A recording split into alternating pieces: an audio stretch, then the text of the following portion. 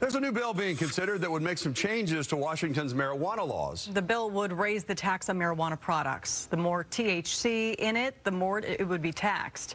The creators of the bill say they're trying to address the public health concerns that come with highly powerful marijuana. Fox 13's Jennifer Dowling has more on what this bill means for consumers. So, Jen, what's the latest here?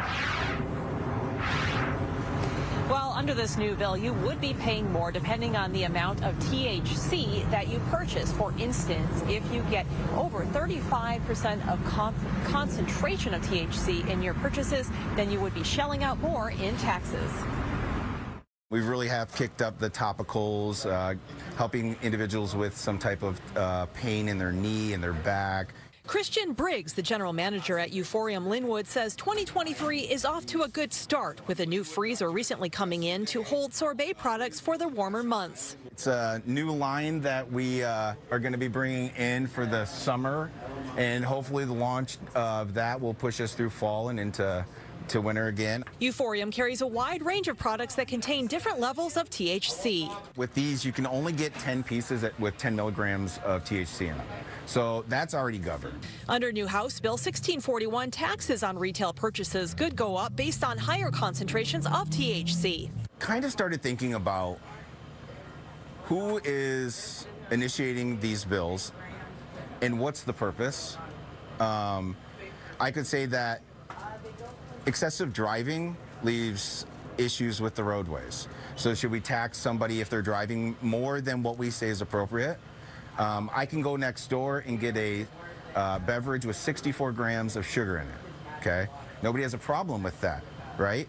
But that 64 grams, if I'm a diabetic, that's gonna really affect how I am, right?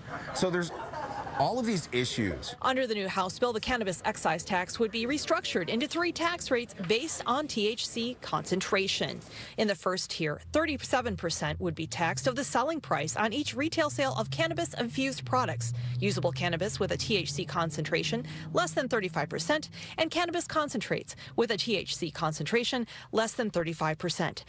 A 50% tax would be levied on the selling price of each retail sale of cannabis concentrates and usable cannabis with a THC concentration of 35% or greater but less than 60%. Finally, a 65% tax would be put on the selling price of each retail sale of cannabis concentrate and usable cannabis with a THC concentration greater than 60%. We're seeing that there's a correlation there between the younger brain and the high-potency cannabis.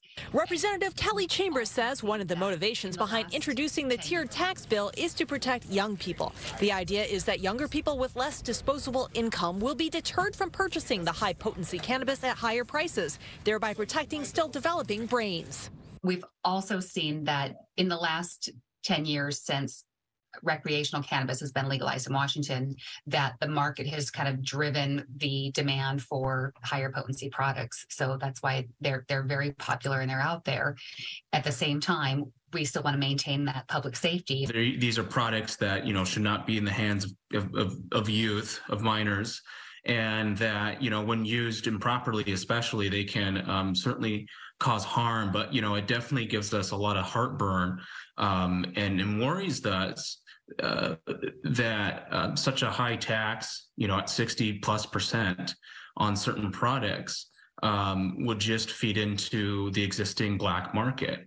Aiden Espino says there's also concern that more taxes and other restrictions under the bill could cause more headaches for local shop owners in an already tight market. People are going to get what they want. Is this an avenue for them to have to go look somewhere else? And new legislation under consideration would also prohibit those under the age of 25 from purchasing high-potency cannabis. Reporting live in Linwood, Jennifer Dowling, Fox 13 News.